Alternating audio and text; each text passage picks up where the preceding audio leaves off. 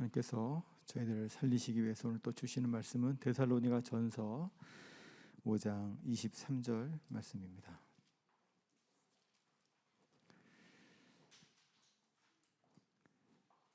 우리 두 번 봉독하겠는데요. 먼저 한번 우리가 함께 합독하겠습니다. 평강의 하나님이 친히 너희를 온전히 거룩하게 하시고 또 너희의 온 영과 혼과 몸이 우리 주 예수 그리스도께서 강림하실 때에 흠 없게 보존되기를 원하노라. 아멘. 우리 한 번 더 봉독할 때는 우리 옆에 분에게 이렇게 권면하는 그런 마음을 가지고 정말 흠없게 보존되기를 원합니다. 치유되기를 원합니다. 이런 마음을 품고 우리 옆에 분을 좀 보면서 이렇게 손을 좀 뻗어서 함께 봉독했으면 좋겠습니다.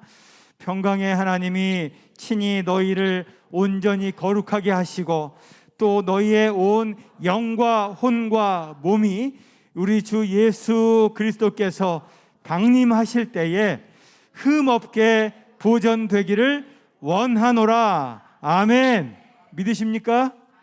자, 오늘 이 말씀을 정말 준비하시기 위해서 새벽 5시까지 이 말씀을 준비하신 정말 하나님의 생명을 성심으로 우리 준비해 주신 우리 위당 한방병원 이사장이신 최소영 장로님께서 말씀 전해 주시겠습니다.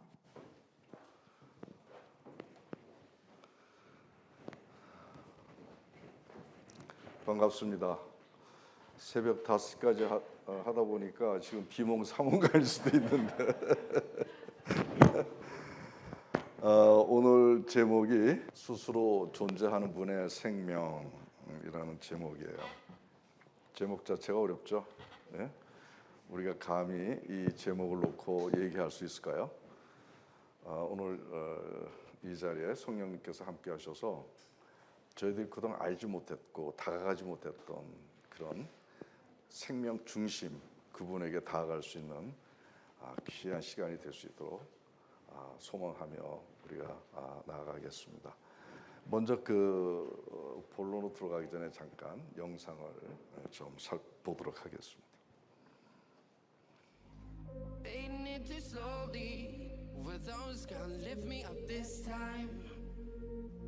You were the only one who got me tripping up inside.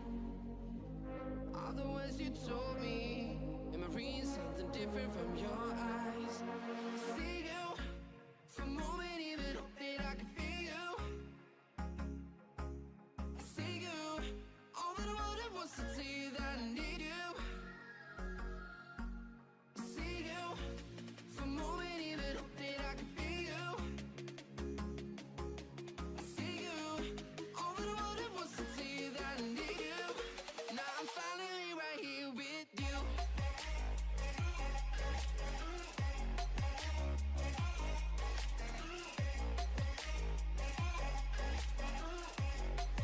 Now I'm finally right here with you.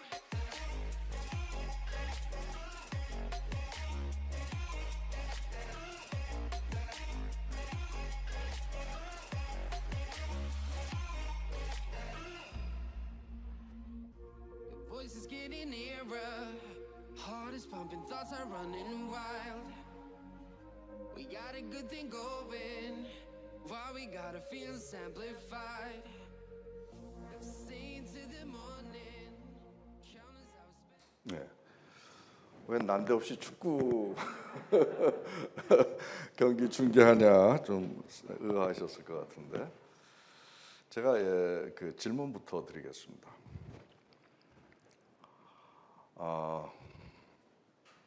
우리가 갖춰야 될 신앙생활하면서 갖춰야 될 하나님의 최대의 관심사는 뭐라고 생각하세요? 믿음입니까? 믿음이라고 생각할 수 있겠죠, 그죠? 아니면 사랑일까요? 또 아니면 소망? 또 아니면 진리? 여러분들은 어떤 게 하나님께서 가장 관심 있는 최대의 관심사라고 생각하세요? 한번 누구 대답해 보실까요? 믿음. 네. 하나님의 최대 관심사, 하나님의 궁극적인 골, 목표는 이 네 가지가 아닙니다. 이게 다 아닙니다. 뭘까요? 바로 생명입니다. 이 네 가지는 우리 신앙생활하면서 너무나 다 중요한 신앙의 요소이지만은 하나님의 궁극적인 골은 아니라는 이 하나하나는 다 우리가 생명을 온전케 하는데 필요한 요소들이에요.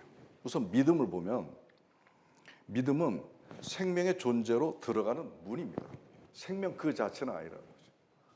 그 다음에 진리는 하나님과 말씀 안에서 온전한 생명을 누리는 길입니다. 생명 자체는 아니라는 거죠. 그 다음에 사랑은 공동체의 생명입니다. 이것을 온전케 하는 덕목과 자세라는 겁니다. 믿음과 진리, 사랑은 우리 기독교에서 가장 최고의 신앙적인 덕목이고 자세입니다. 그러나 이것은 다 하나님의 생명을, 우리의 인간의 생명을 온전케 하는데 필요한 요소들이지 생명 그 자체는 아니다.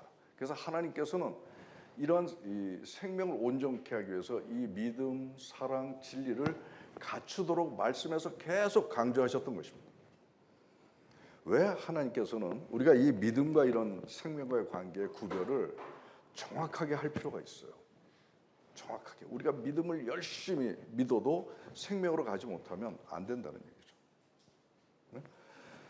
모든 신앙의 요소는 온전한 생명에 맞춰져 있습니다. 이 생명이 하나님의 최대 관심사가 되는 근본 이유가 뭘까요? 왜 하나님께서는 생명에 제일 관심을 두고서 우리에게 요구하시는 걸까요? 그것은 바로 하나님은 생명을 창조하신 분이기 때문에 그렇습니다. 그래서 당신이 창조하신 피조물인 인간과 함께 하늘에서 영화로운 천국 영생을 살고 싶으신 게 하나님의 궁극의 목표이기 때문에 우리가 생명성 있게 살아가는 것에 대해서 제일 관심을 갖게 되는 것이고, 그 생명을 온전하게 하기 위해서 믿음이 필요했던 것이고, 진리가 필요했던 것이고, 사랑이 필요했던 것입니다. 그래서 우리 기독교의 모든 신학의 이론과 또 우리 여러분들의 신앙생활의 그 모든 이유와 목표가 생명에 초점을 맞춰서 우리가 신앙생활을 해야 된다는 것입니다. 만약에 모든 요소, 신앙 요소 다 갖춰줘도 생명에 맞추지 않으면 결국 우리는 헛된 신앙을 하게 되는 꼴이 되는 것이죠.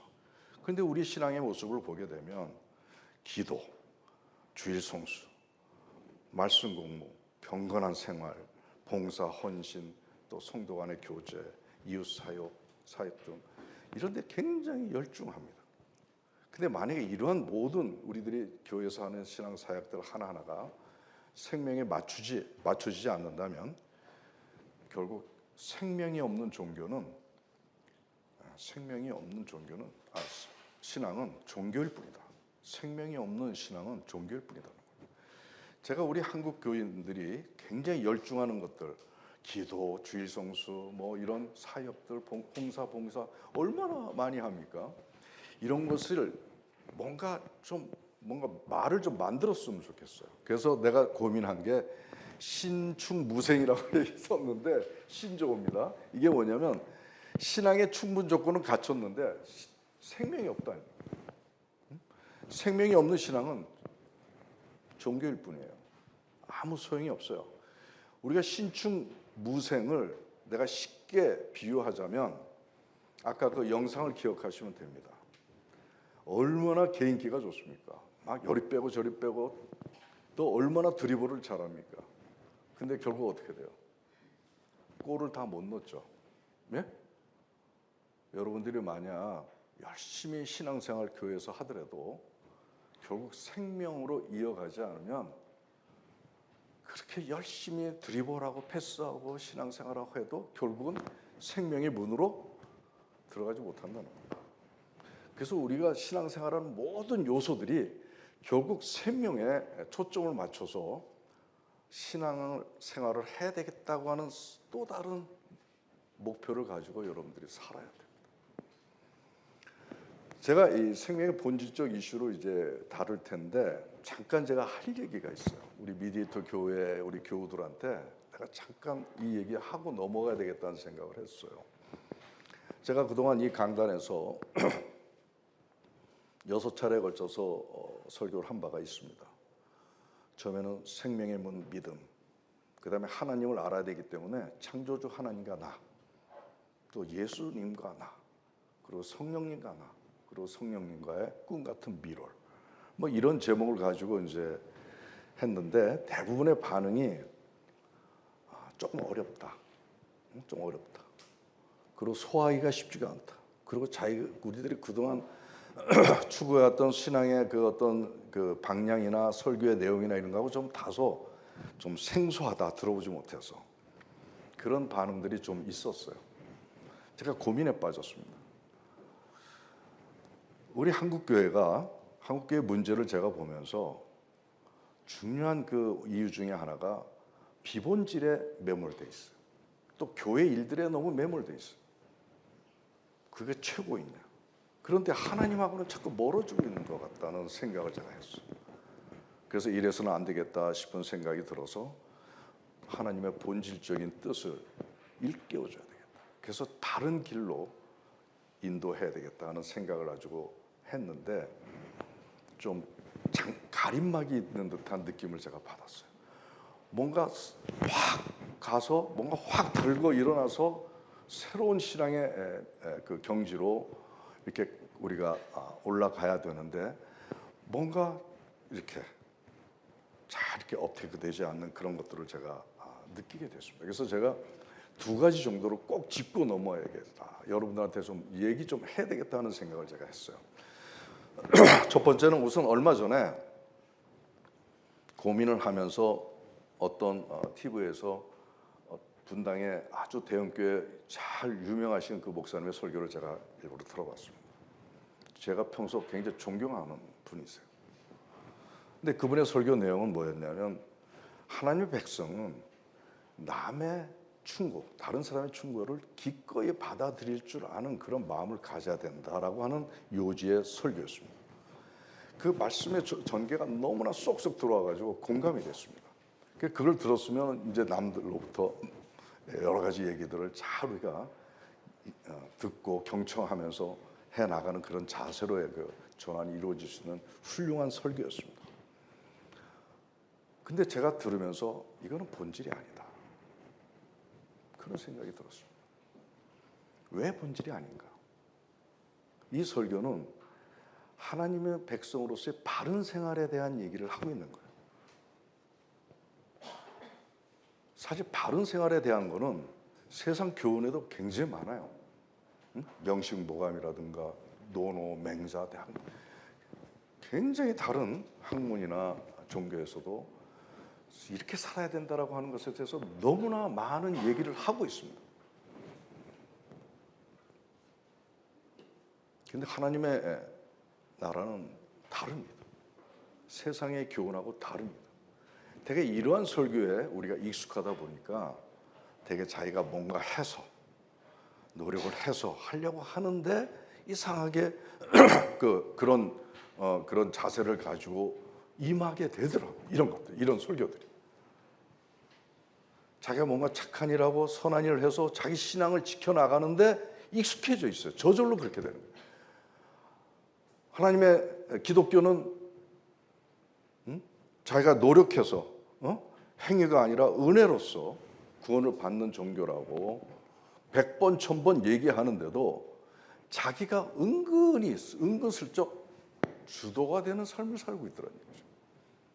대부분의 설교가 또 사역이 뭔가 자기가 중심이 돼서 좋은 일에서 자기 신앙을 지켜 구원에 이르겠다고 하는 그런 마음들이 본성적으로 깔려 있다는 겁니다. 제가 그걸 꼭 지적을 하고 싶어요.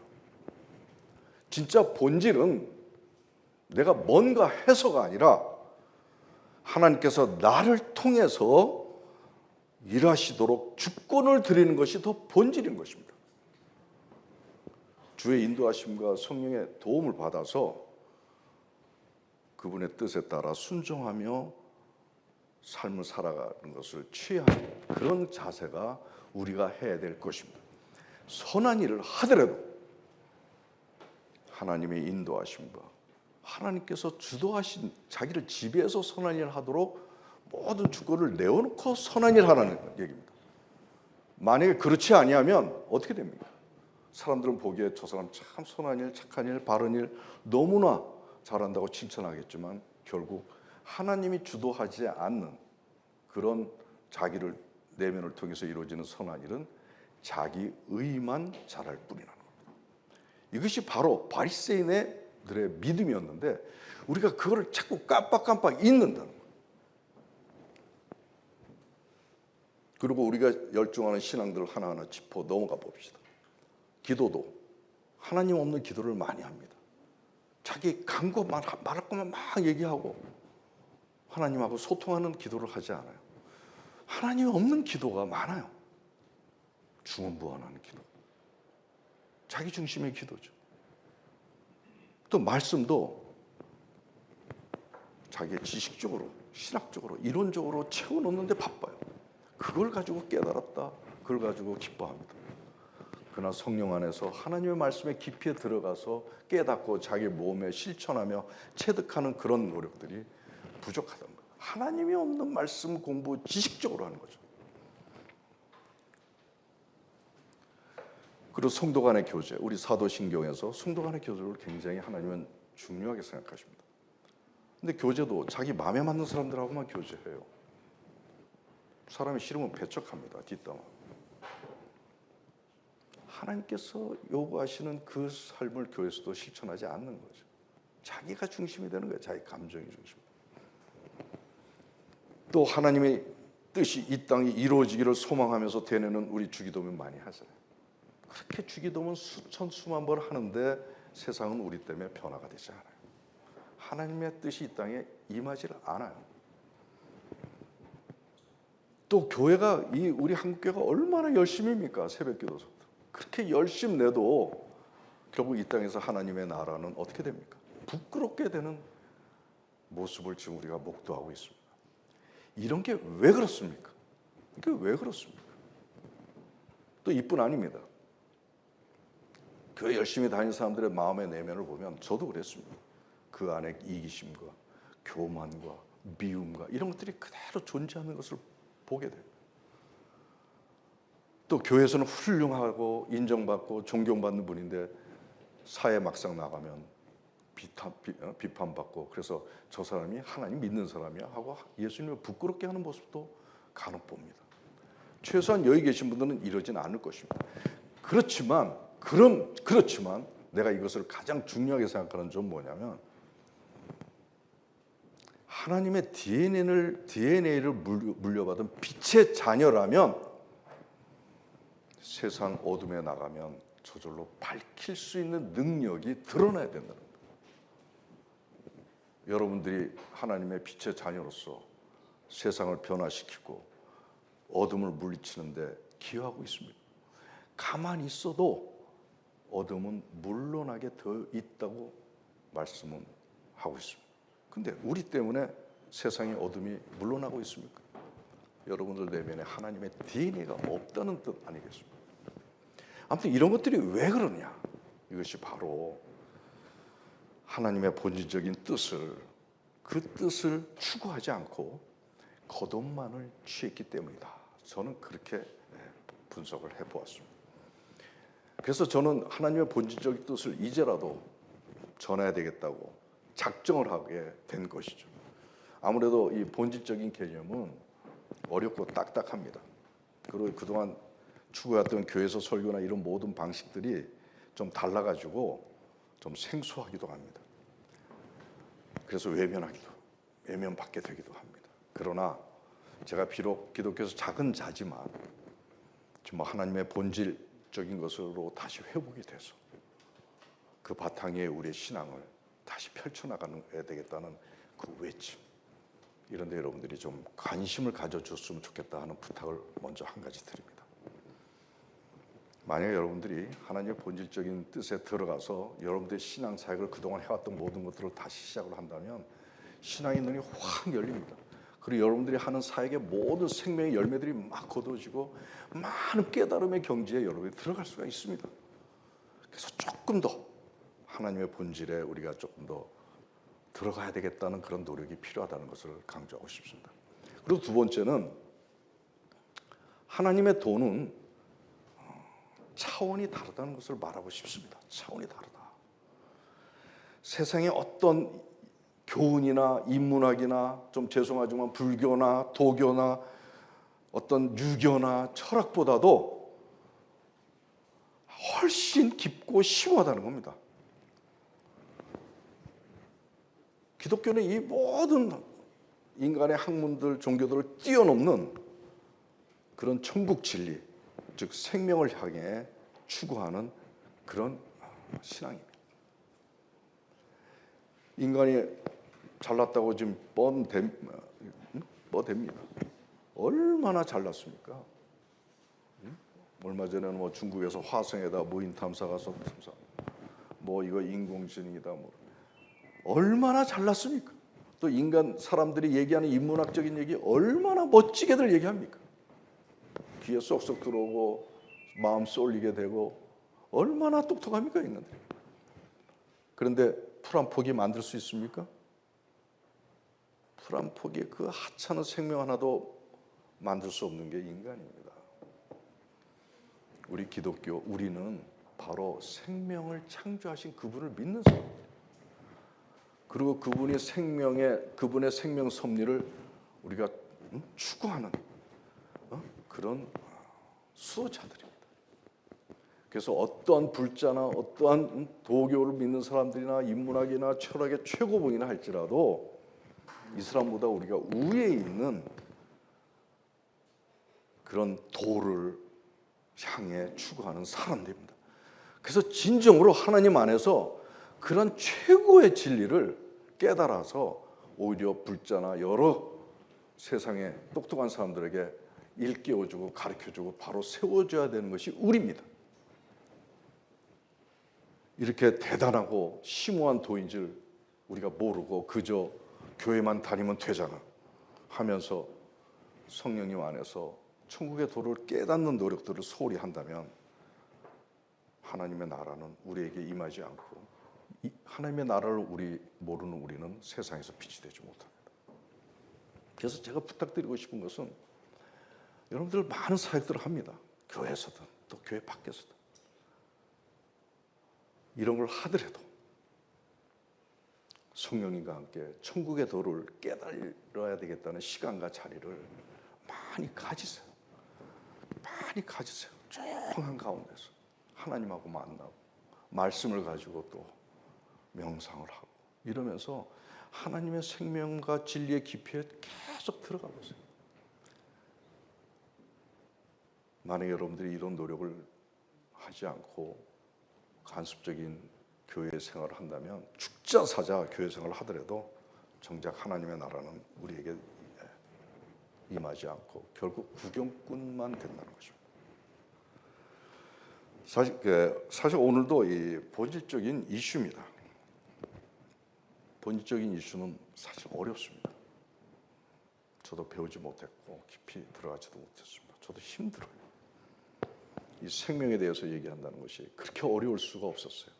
그렇지만 아주 초보적인 얘기라도 이 제목과 본질적인 이슈를 가지고 우리 미디에이터 교우들하고 이 논의하는 것만 가지고도 나는 큰 의미가 있다고 생각이 들고 참 감사한 일이다 이렇게 생각하고 싶습니다. 저도 이제 이 생명에 대해서 어떻게 해서든지 언급은 해야 되겠다. 생명을 알아야 하나님을 바로 믿게 되는 것이고 신앙생활도 바로 갈 수 있는 것이라는 걸 저는 알았기 때문에 생명에 대해서 이제 탐구하기 시작을 하면서 의사니까 누구보다도 좀 쉽게 얘기할 수 있을 거라고 생각을 했습니다. 공부하면 공부할수록 제 지식으로는 닿을 수가 없어요. 논리조차 세울 수가 없었어요. 그래서 제가 미궁에 빠졌습니다. 그래서 오늘 새벽 5시까지 했는지 모르겠습니다. 아무튼 쉽지 않은 주제지만은 이 주제가 우리 앞으로 신앙생활에 표대가 돼서 우리가 이걸 붙잡고 나아가는 그런 오늘의 얘기가 되어야 되겠다 생각합니다. 제가 생명 전체를 얘기할 수 없고 생명이 무엇이다 얘기할 수 없습니다. 그러나 우리가 꼭 알아야 될 생명에 대한 기본적인 개념을 오늘 얘기하도록 하겠습니다. 그래서 이제 대충 교회에서 이끄는 대로 우리가 열심히 교회 생활하면 지옥이야 가겠어? 설마? 그렇게 여러분들이 했을지 모르겠습니다. 그러나 이제는 생명에 초점을 맞춰서 하지 않으면 아까 여러분들이 열심히 기도하고 열심히 말씀 공부, 새벽 기도 뭐 열심히 해도 아까 봤죠? 골 못 넣어요. 네? 골 못 넣습니다. 이 장면을 여러분들이 생각을 하시고 했으면 좋겠다 해서 제가 이 영상을 준비했습니다. 기억하기 좋죠? 네? 아무리 드리블 잘하고 기도 열심히 하고 열심히 말씀 공부하고 패스 잘하고 그래도 결국은 가서 골은 못 넣는다. 천국 영생에는 못 들어간다.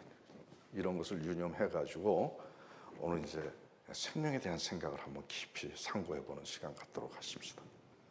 그러면 생명에 초점 맞춘 신앙생활은 과연 어떻게 하는 걸 말하냐는 거죠. 네? 어떻게 하는 게 생명에 초점을 맞추는 거야? 쉽지가 않죠. 막연하죠. 오늘 이 얘기를 나눌 텐데 먼저 우리가 생명을 어떻게 이해하는지 잠깐 점검하고 스스로 존재하시는 분이 어떻게 생명을 이끄신가에 대해서 살펴보도록 하겠는데요. 먼저 이제 인간의 생명이에요. 이제 우리들이 생명에 대해서 어떻게 이해하냐라는 것을 한번 잠깐 짚고 넘어가는 건데 여러분들에게 제가 생명이 뭡니까? 라고 질문하면 여러분들은 뭐라고 대답할 수 있겠어요? 쉽지 않죠? 그러나 딱 이런 얘기는 할 수 있죠. 살아 숨쉬고 활동하는 게 생명이죠. 맞아요. 그죠? 실제로 우리는 생명에 대해서 얘기를 많이 합니다. 근데 더 이상 얘기를 못 한다는 거죠. 성경에도 363번 정도가 생명에 대한 얘기가 나온다고 그럽니다. 그러나 우리가 과연 생명이 뭔지 알고 말하냐 이거죠. 그리고 영혼육의 온전함이 뭔지 구체적으로 알고 실천을 하느냐는 얘기죠. 사실 그렇지 않아요. 사실 그렇지 않습니다. 내가 영혼육이 온전한 생명으로 구현되기를 바라면서 신앙생활하고 있는지에 대한 것을 각자 자기 점검을 해보시기 바랍니다. 실제 그렇지 않아요. 저도 사실 앞에 놓여 있는 것들에 바쁘지 그런 가장 본질적인 것을 생각하면서 하지 않는 나 자신을 바라보면서 허공에 뜬 나를 발견하게 됩니다. 사실. 그리고 또 하나는 우리가 지금 기껏 이 세상에 사는 게 100년 넘지 못합니다. 길다면 길고 짧다면 짧은 거지만 영생에 비해서는 수억 년 사는 그 영생에 비해서는 비교가 안 되는 짧은 생일 수밖에 없는데 이 100년 미만의 짧은 생 이후에 새로운 생명 세계가 열린다라고 하는 것을 여러분들이 경각을 하고 있느냐는 거죠. 알긴 알죠. 근데 그것을 생각하면서 100년의 삶을 살지는 않는 것 같아요. 아무튼 인간이 그 생명에 대한 생각은 굉장히 제한적이고 부분적이고 불완전한 그런 상황에서 인식을 하고 있다. 이렇게 얘기할 수가 있겠습니다. 생명을 제일 많이 다루는 데가 의학입니다. 우리가 의학에서도 생명을 배우죠. 의학의 전 세계적인 의학 서적을 모으면 아마 여기 꽉 차도 모자랄 거예요. 꽉 차도 모자랄 거예요. 얼마나 많은 의학 책들이 있어요. 저희도 그냥 막 서고가 꽉 차서 또 버리고 또 차고 그게 다 의학 책인데 그 많은 책들이 다 우리 인간 생명의 육적인 부분만을 다루고 있어요. 육적인 부분만을.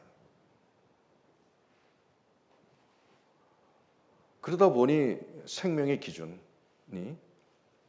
잘 먹고 잘 싸고 잘 자고 운동 열심히 해서 피곤하지 않고 종합검진 해가지고 별 문제 없으면 당신의 생명은 건강하다. 이 정도밖에 얘기를 못해요. 생명과 건강은 분명히 개념이 다르고 차원이 다릅니다. 의학이 생명을 다루는 의학이 이 정도밖에 안 된다는 얘기예요. 실제로 진짜 우리 인간들은 생명을 모르고 사는 존재들인 것 같아요. 그럼 또 생명을 다루는 신학, 교회에서는 어떻게 하느냐? 영적인 부분만 가지고 다룬다는 얘기죠. 몸과 정신 건강에 대해서는 그렇게 신경을 안 써요. 사실 우리 몸에 보면 하나님의 생명 섭리가 얼마나 다 묻어 있는지 몰라요. 그거를 한 번만 더, 한 걸음 더 들어가면 그 생명 섭리를 깨달아서 몸의 건강까지도 갈 수가 있어요. 들어갈 수가. 뭐 예를 들면 제가 항상 꼭꼭 씹으라고 얘기하는데 이게 하나님의 생명 섭리예요. 우리가 인간 하나님 만드셨으니까 이빨도 만드시고 침도 얼마나 많이 만들었어요. 침샘이 많아요. 이빨도 어금니가 20개. 혀도 뭐예요? 침 섞어서 씹으라는 얘기거든요. 그래야 건강한 거야 라고 그렇게 장치를 해놓으셨는데 꿀떡꿀떡 먹는다. 근데 이런 것들도 여러 가지 우리 몸을 분석해 보면 하나님의 생명 섭리를 다 찾아낼 수가 있어요. 근데 교회에서는 몸의 건강은 병원에서 가서 하고 스트레스는 알아서 관리해. 이 정도. 영적인 부분만을 이렇게. 그러니까 우리 성도들을 온전한 생명 존재로 이끌지 못한다는 얘기예요. 그래서 영적인 건강만 지키면 된다. 주일 성수 열심히 하세요. 11조 열심히 하세요. 기도, 새벽 기도 나오세요. 말씀 공부, 항상 큐티하세요. 이거면 됐지. 이거만 열심히 하면 됐지. 몸의 건강과 정신 세계의 건강을 무슨 구원받는데 뭐 그리 중요하냐. 이렇게 생각한다고요. 그렇죠, 여러분들도. 천만의 만만의 말씀이에요. 잘못된 인도함이라. 그 실제로 우리 교회 내에서도 저분 참 믿음이 좋아. 참 믿음 좋아. 이런 얘기를 많이 하잖아요. 저 사람 참 온전한 생명의 삶을 살고 있어. 이런 얘기 안 하죠. 어색하죠, 이런 얘기. 사실 이 말이 맞는 거예요. 저 사람 참 믿음이 좋다고 하는 그 사람이 우울증에 시달리는데 그냥 뭐 일 있으면 화도 잘 내고 짜증도 잘 내고 신경질도 잘 내는데 믿음 좀 뭐해? 생명은 엉망인데. 무슨 뜻인지 알겠죠? 생명 차원에서 보는 거하고 믿음 차원에서 보는 거하고 이런 차이가 있는 거예요. 이제는 우리가 겉의 것으로 보지 말고 그 사람의 생명성을 보고 우리가 판단하고 우리가 그걸 지켜나가기 위해서 노력해야 되는 그러한 새로운 이슈를 우리가 이 자리에서 깨달아야 된다는 거예요. 사실 기독교는 우리가 무슨 종교라고 합니까? 흔히 사랑의 종교라고 얘기하고 믿음의 종교라고도 얘기합니다. 근데 더 정확히 말하면 생명의 종교예요. 왜 그렇습니까? 하나님은 사랑이시다 해서 사랑의 종교가 당연히 나오는 얘기지만 태초에 하나님은 천지를 창조하신 분이에요. 창조자예요. 생명을 창조하신 분이에요. 그렇기 때문에 생명 종교예요. 근데 우리가 너무 생명에 대해서는 생각도 안 하고 말도 안 하고 삶에 적용도 안 했다는 것입니다.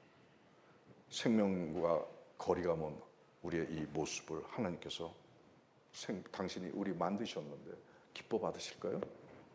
믿음만 좋으면 뭐예요? 짜증 잘 내는데, 화를 잘 내는데. 하나님의 그 기뻐 받으실까요? 기뻐 받지 않은 거예요.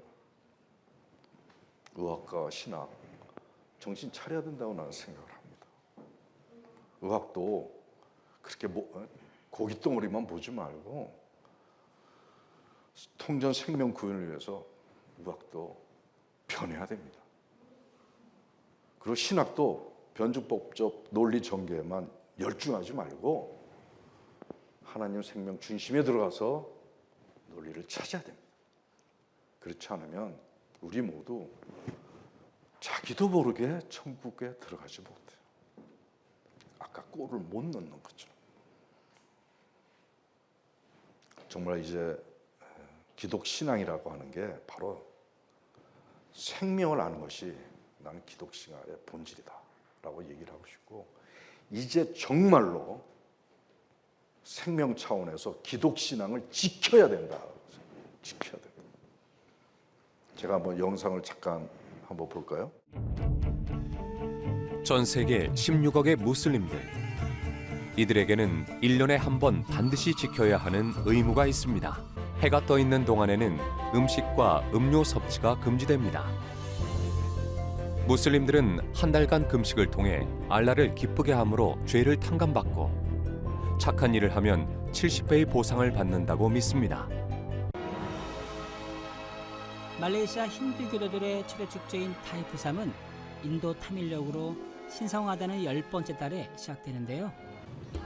노란 옷을 입은 순례자들이 무르간 신을 만나러 바트동굴로 향합니다. 신을 만나러 가는 이들은 1년 동안 자신이 지은 죄를 참여하는 뜻으로 스스로 고행을 자처합니다.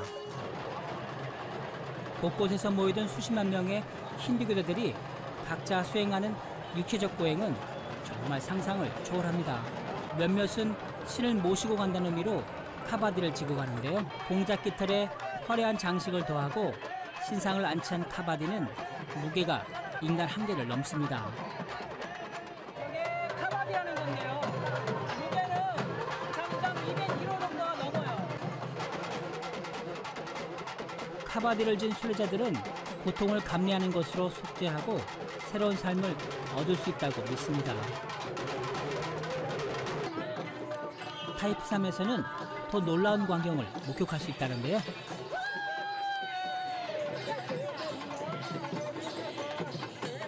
살을 찌르는 고행을 이겨내면 영적인 힘을 얻을 수 있다고 여기는 사람들. 고행의 순례에서 신기한 건 누구도 고통을 호소하지 않는다는 겁니다. We pay our debt to our God.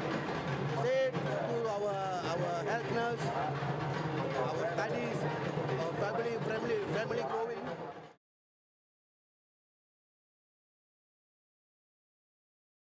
성경을 전체를 보면은 우리는 하나님 아버지 예수 그리스도와 연합되어서 하나가 되어야 열매도 맺고 제대로 살아갈 수 있고 인식이 가능하다. 우리가 예수님과 연합이 된다. 하나가 된다. 예수님 안에 들어가고 예수님이 내 안에 들어온다. 이 개념이 뭐예요? 내 마음을 예수님이 다스리신다. 마음. 여기가 중요한 거예요. 이걸 뺏기면 생명을 뺏긴다 그랬어요. 지금 두 종류의 신앙인들을 보았습니다. 인간이 만든 신과 오직 유일신 신 하나님의 하고 인간과의 관계의 모습의 비교를 우리가 아주 생생하게 볼 수 있습니다. 전자는 자기네들이 고행을 하고 뭔가 헌신을 하고 뭔가 그러면서 자기의 가족을 위해서 형통하기 위해서 신과의 만남이 이루어집니다. 근데 온 우주를 만드신 그 하나님은 전자의 신처럼 숭상을 받고 절을 받고 이게 아니라 직접 우리 몸에 들어오셔서 연합하고자 인격체로서 하나님이 신인데도 절대 신인데도 그렇게 저희들에게 대하시는 전혀 다릅니다. 바로 기독교는 생명이신 하나님이 하고 하나가 되는 게 기독교예요. 그 생명이 우리에게 들어와서 연합이 돼야 우리가 진정한 생명으로 갈 수 있기 때문에 가르쳐 주시는 모습입니다. 진짜 우리는 정말 헌신해서 노력해서 뭔가 해서 한다면 아까 무슬림하고 차이가 없어요. 이제 진짜 생명이신 하나님이 내 안에, 내 몸에 연합이 돼서 생명의 신의 본질로 들어가는 그게 바로 기독교입니다. 이게 기독신학의 본질입니다. 여기에서 벗어나면 다 지엽이고 다 쓸데없는 것들이에요. 중요하긴 한데 본질이 아니기 때문에 아무리 추구해도 꼴을 못 넣습니다. 이것이 먼저 선행이 된 다음에 하나님의 이름으로 하나님의 주도하에 세상을 향해 선한 일을 하게 되는 겁니다. 바로 이 순서 바꾸면 안 됩니다. 자, 이제 하나님의 생명을 이제 알아보겠습니다. 대단히 어려운 부분이지만 스스로 존재하시는 분의 생명을 우리가 알 수는 없습니다. 그래서 잠깐 성경에 나온 몇 마디만 가지고 언급하는 것으로 지나가야 될 텐데, 하나님의 생명에 대해서 우리가 감히 얘기한다면 하나님만 창조되지 않는 생명이시다. 창조되지 않는 생명이세요. 생명 만드신 분으로 생명 그 자체이시고 그분에게서 생명이 흘러나온다. 피조물은 그 생명을 먹고 사는 것이다. 오직 하나님만 생명을 주관하셔서 석가모니도 생명을 주관하지 못합니다. 피조물에게 생명을 주기도 하고 또 가져가기도 한다는 거예요. 여기에서 우리가 엄중한 사실을 알 수 있다는 거예요. 가져가기도 한다는 거예요. 구원의 손길을 거두실 수도 있다는 것이고 촛불을 옮기실 수도 있다는 거예요. 굉장히 우리가 엄중히 여기고 살아야 되는 부분이기도 합니다. 하나님은 생명을 주시기도 하지만 거둬가시고, 그 다음에 이제 하나님의 생명 그 자체보다 이제 하나님께서 이끄시는 피조물의 생명은 어떤지 살펴보죠. 세 가지가 있습니다. 우선 천국 생명이 있습니다. 천국에서 영생을 어떤 모습으로 우리가 누릴까요? 가늠할 수는 없지만 말씀에 나온 걸 가지고 대충만 정리해 보면 지금 몸과 전혀 다른 몸으로 사는 거라 그럽니다. 가늠할 수는 없어요. 두 번째는 죄가 하나도 없는 무결점의 삶을 산다. 그리고 걱정, 근심 없다. 아픔, 질병, 죽음 없다.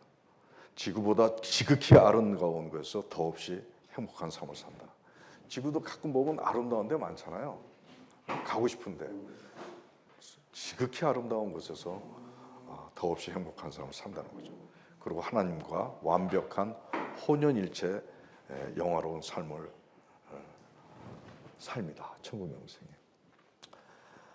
이것만 가지고도 천국 영생을 상상하는 것만 가지고도 행복하지 않아요?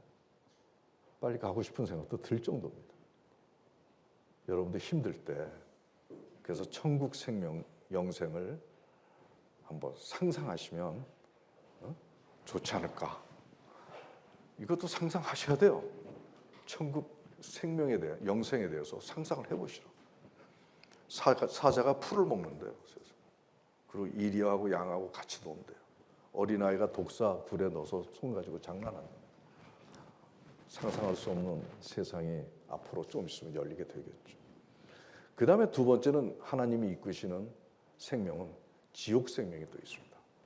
누가복음에 보면 지옥에 간 부자애가 실례인지 모르겠지만 그 샘플을 보여주십니다. 음부에서 고통 중에 눈을 들어 아버지 아브라함이여 나를 긍휼히 여기서 나사로를 보내어 그 손가락 끝에 물을 찍어 내 혀를 서늘하게 하소서. 내가 이 불꽃 가운데서 괴로워하나이다. 아버지여 구하노니 나사로를 내 아버지의 집에 보내소서. 내 형제 다섯이 있으니 그들에게 증언하게 하여 그들로 이 고통받는 곳에 오지 않게 하소서. 저는 사우나 뜨거운 데 가면 10분도 못 견디는데 아마 여기서는 얼마나 뜨거운지 손가락 끝에 물 찍어서 좀 달라고 할 정도로 그렇게 고통스러운가 봐요. 우리 죽음은요 불멸의 존재가 돼요. 예외 없이 여기 계신 분들 다 영생해요.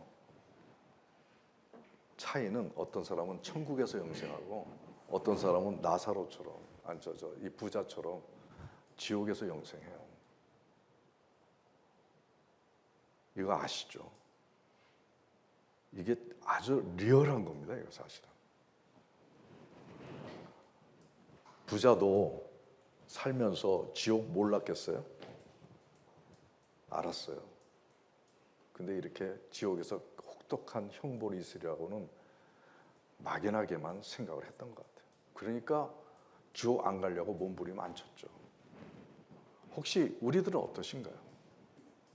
지옥 영생에 대해서 여러분들 생각해 보셨어요?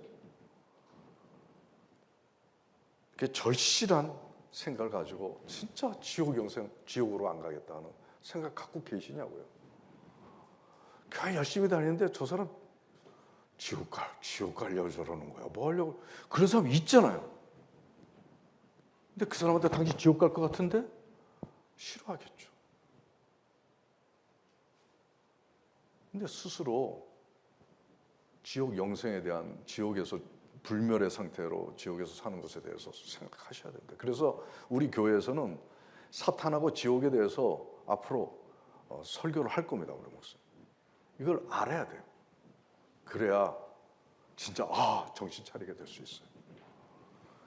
이제 우리는 얼마 안 있어서 지옥 생명 아니면 천국 생명이 결정됩니다.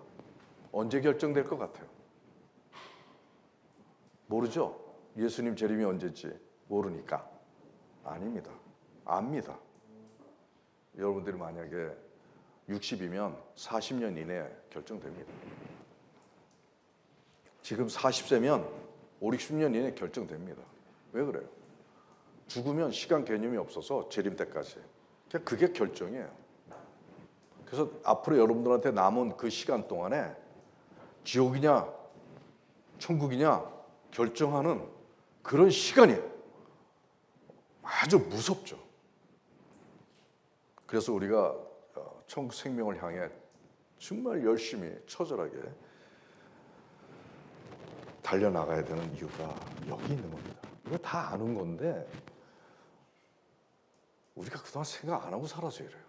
진짜 근데 이거 생각하면은 진짜 무섭습니다, 사실. 그 다음에 중요한 제한된 이 땅의 생명에 대해서 얘기를 하겠습니다. 생명의 변천을 보면 천국 생명, 땅의 생명, 천국 영생 또는 지옥 영생 이렇게 나눌 수가 있습니다. 이 스토리가 우리 피조물들이, 우리 인류 시조가 천국에서 살았습니다.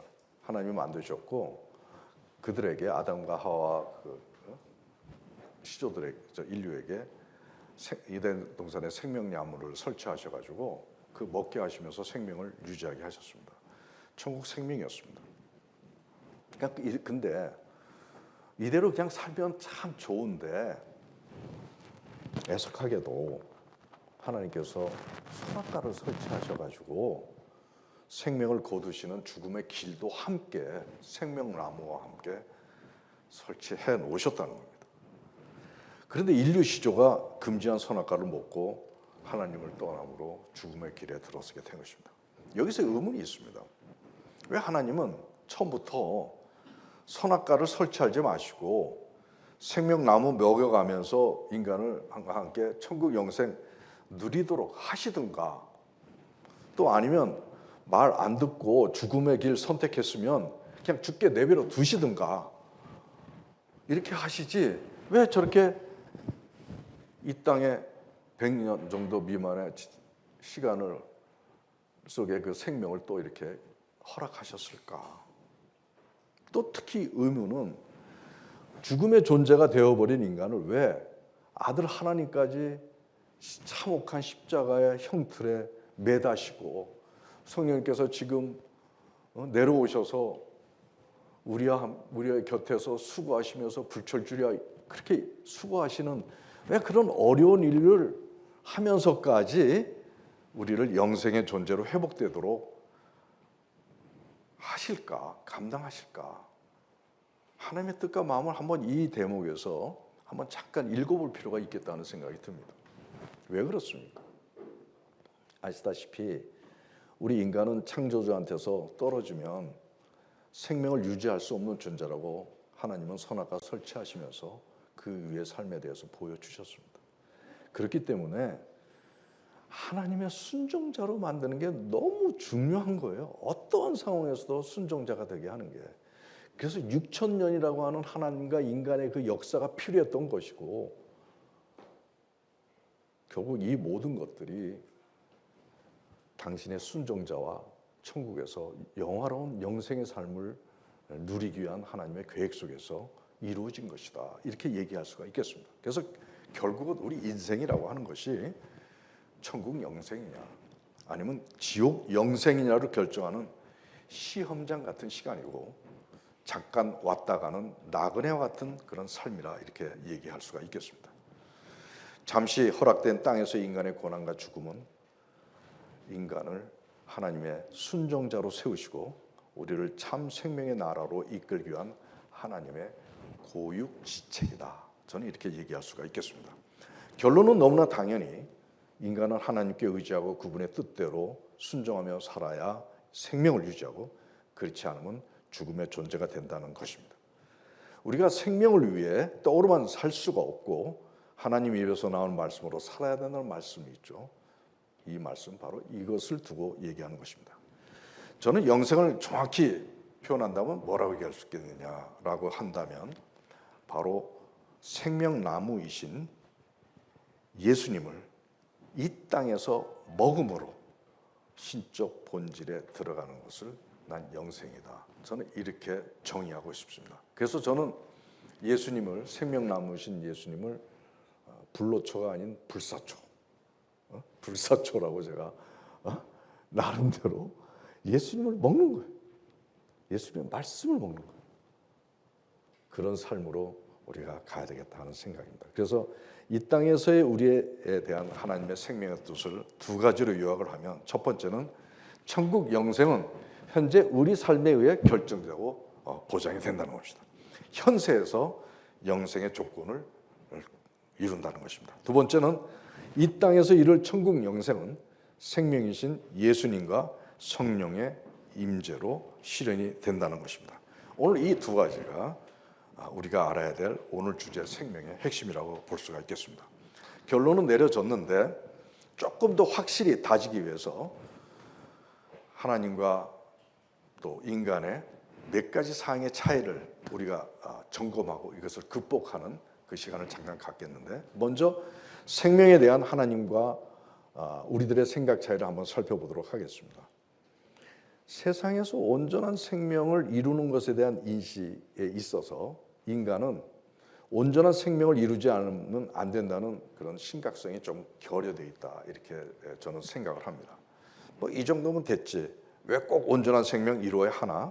나중에 천국 가면 영생은 저절로 될 텐데 지금은 주일 성수하면서 열심히 기도 생활하면 되지.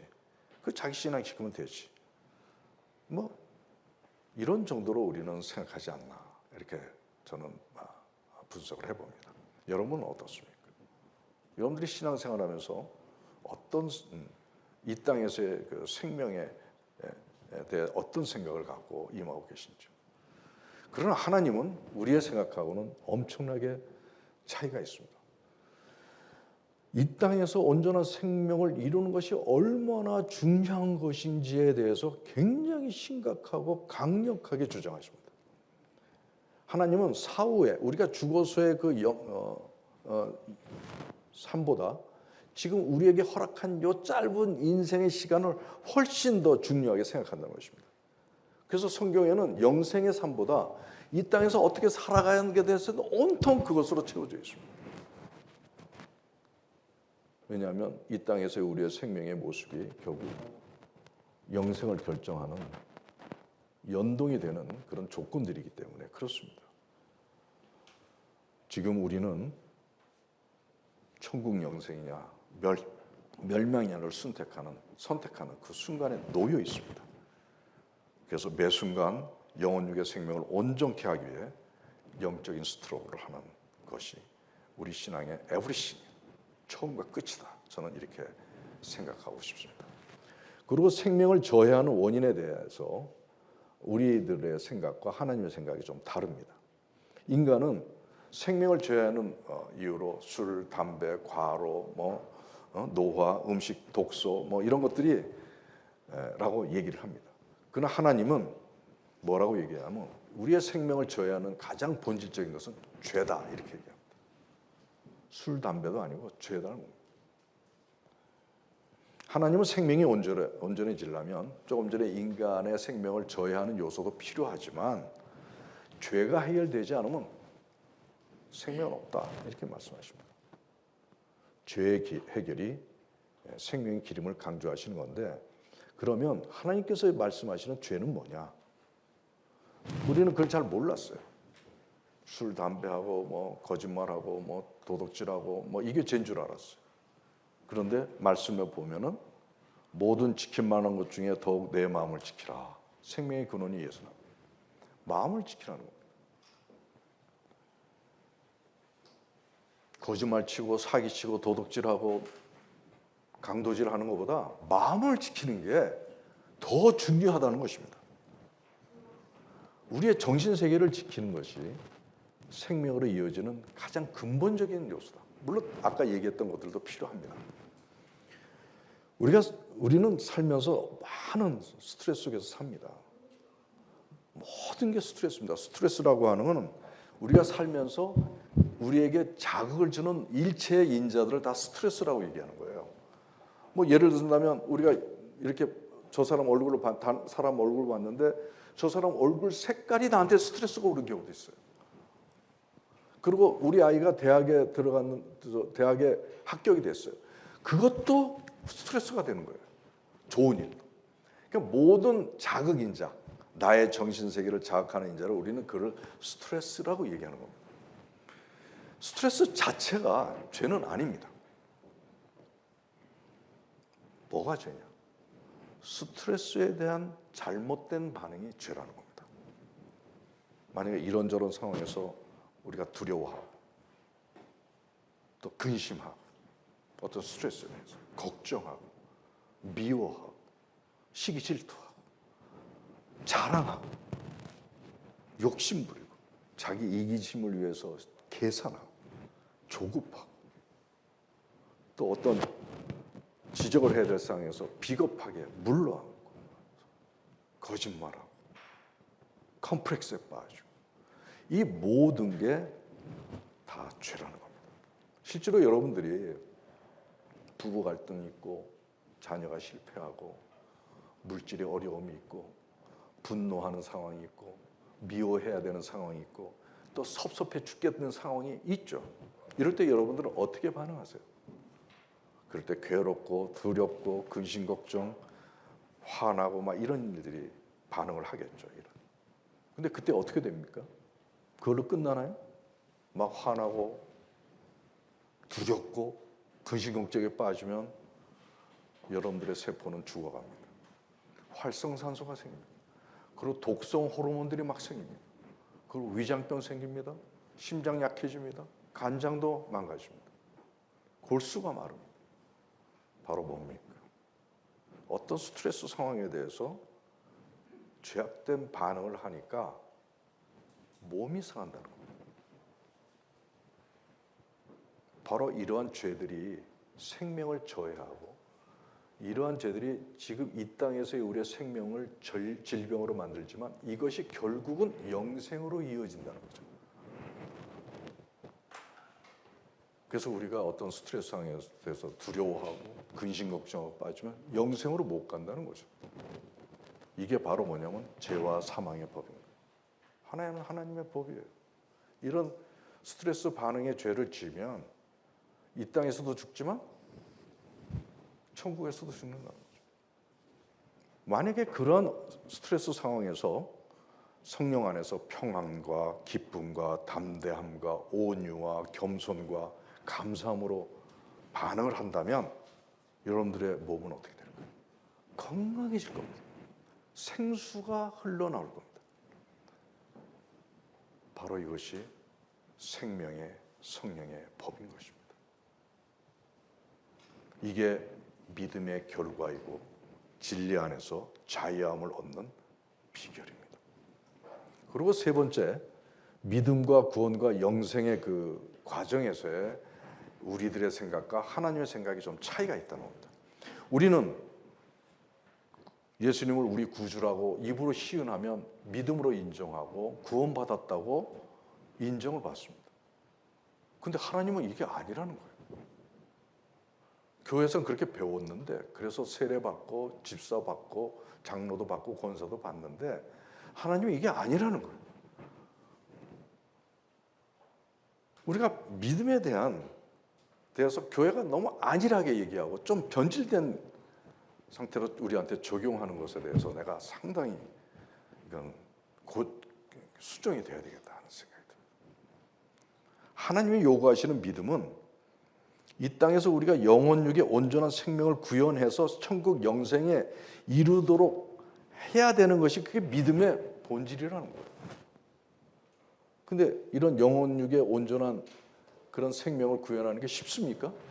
의사들이 해줍니까? 교회에서 말은 하지만 가이드라인이 없어요. 그게 진정한 믿음의 길이 그것을 이끌어낸다는 것인데, 참 믿음은 뭐냐? 결국은 하나님의 생명의 원천임이시라는 것을 믿고 생명나무이신 예수님과 생명을 공급해주는 성령님의 유전 형질을 우리 몸과 마음 가운데 심는 것이, 그게 바로 믿음이라는 거예요. 믿음이 그냥 예수님은 나의 구주요 이런 입으로 시인하는 게 믿음이 아니라는 거죠. 물론 그것이 믿음의 시작이지만 믿음을 이루어 나가기 위해서는 고백한 이후에 모든 삶에서 하나님을 믿으니까 하나님께 모든 걸 내어놓고 그분 안에서 살아가고겠다고 결정하는 마음의 상태가 믿음이라는 거죠. 그래서 하나님이 말씀하시는 믿음의 조건이 까다로워요. 지금 우리 한국교회에 이런 분들이 얼마나 많아요. 그냥 믿고 입으로 시인하고 믿고 직분받고 교회 다니면 다 구원에 이르는 것으로 생각하는 분들이 얼마나 많습니까? 이제 이거 일깨워 주셔야 돼요, 여러분들이. 여러분들이 일깨워 주셔야 돼요. 그래서 바로 잡아줘야 됩니다. 한국교회 문제가 여기서부터 시작이 된 거거든요.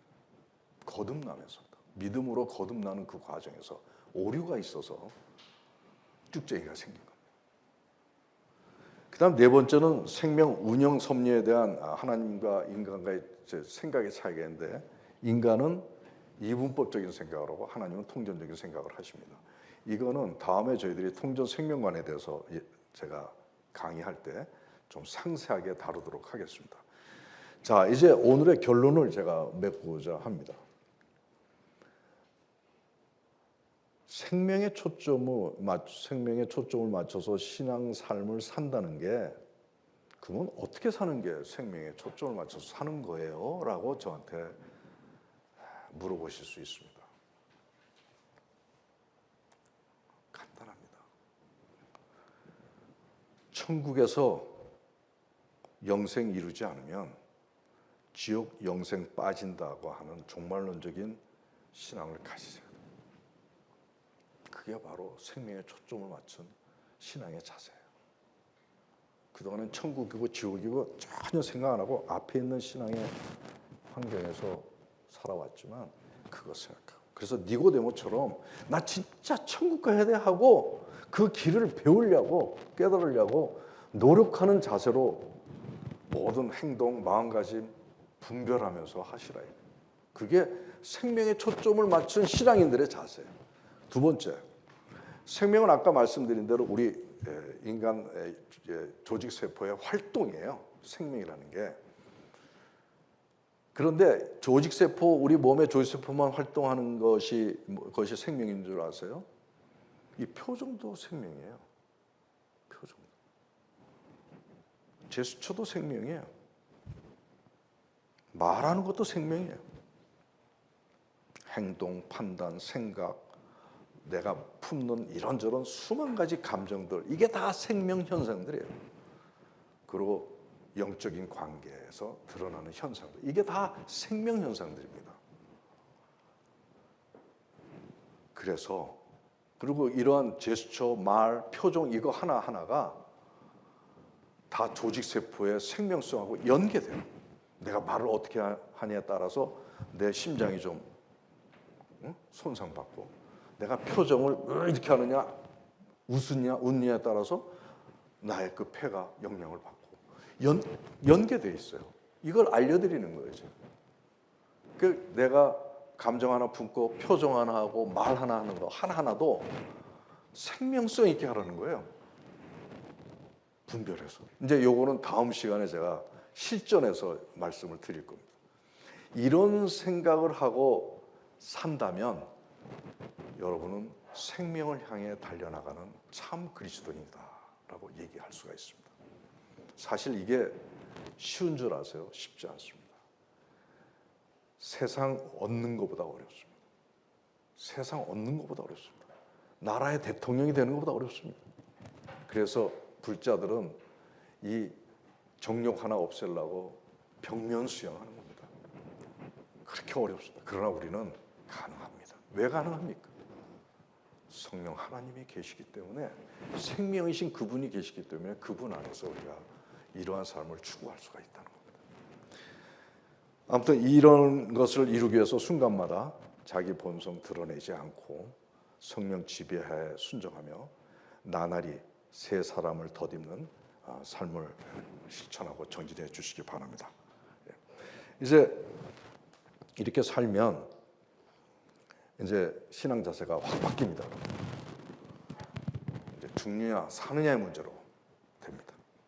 그래서 정말 매 순간 장차 내가 지옥을 갈 거냐 천국을 갈 거냐에 대한 생각을 가지고 임하기 때문에 세상에서 진짜 잘 살아야 되고 하나님 뜻대로, 그리고 세상의 일 때문에 그렇게 얽매여 가지고 매달리고 괴로워하지 않습니다. 제가 이번에 생명 공부를 하면서 제가 추구하는 이 땅에서 이루게 될 우리의 생명 모습이 과연 어떠한 것일까를 생각해 보았습니다. 오늘 갈라디아서 말씀을 보고 마칠 텐데요. 한번 다 같이 한 목소리로 한번 읽어볼까요?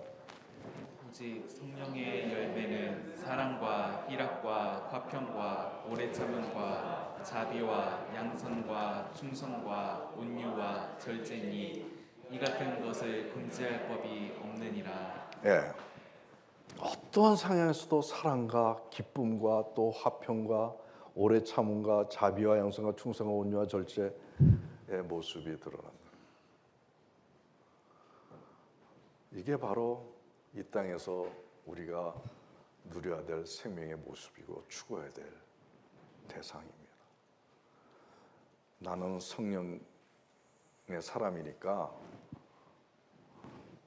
라는 것을 증명하기 위해서 일부러 화평한 척하고 일부러 자비를 베풀고 온유한 척하고 그럴 필요 없어요. 그건 위선이에요. 성령께서 임하면 저절로 되는 거죠. 아무튼 오늘 생명에 대해서 생명이 뭔지 이렇게 짚고 넘어가 보니까 저도 정신이 바짝 들더라고요. 근데 이것을 향해서 우리가 신앙생활을 하지 않다 보니까 너무 하나님의 생명에서 멀어져 가는 것을 제가 보았습니다. 아무튼 오늘의 이 얘기가 여러분들의 신앙삶의 새로운 장을 열어나가는데 도움이 되고 하나님의 본질적 생명의 뜻에 들어가서 여러분의 신앙삶을 다시 재설계해서 펼쳐나가는 여러분들이 되시기 바랍니다. 잠깐 기도하겠습니다. 하나님, 당신이 저희들을 만드셨을 때 사랑으로 또 애타는 마음으로 또 저희들과 함께 앞으로 천국에서 영화로운 삶을 누리기 위한 그런 생각을 가지고 저희들을 만드셨는 줄 압니다.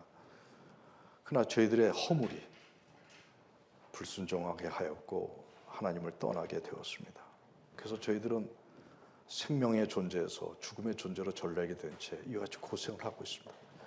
그러나 주님께서 다시 오셔서 저희들을 다시 생명의 존재로 이끄시기 위해서 성령님과 함께 저희들을 돕고 계십니다. 이제 그 하나님 주님 예수님과 성령 안에서 진짜 하나님 창조주 하나님 아버지께서 저희들을 만드셨을 때 그 뜻과 그 사랑이 온전히 이루어질 수 있도록 저희들의 삶을 리드하시고 또 그것을 저희들이 반응하며 순종함으로써 진정한 천국 영생을 누릴 수 있는 우리 모두 되게 하여 주시옵소서. 오늘의 얘기 가운데 하나님께서 함께 하시고 듣는 자들이 정말 골수가 쪼개지는, 그래서 삶이 바뀌는, 몸이 바뀌는, 마음이 바뀌는 귀한 변화의 역사가 있기를 간절히 소망하며 우리의 주이신 예수님 이름 받들어 간절히 기도드립니다.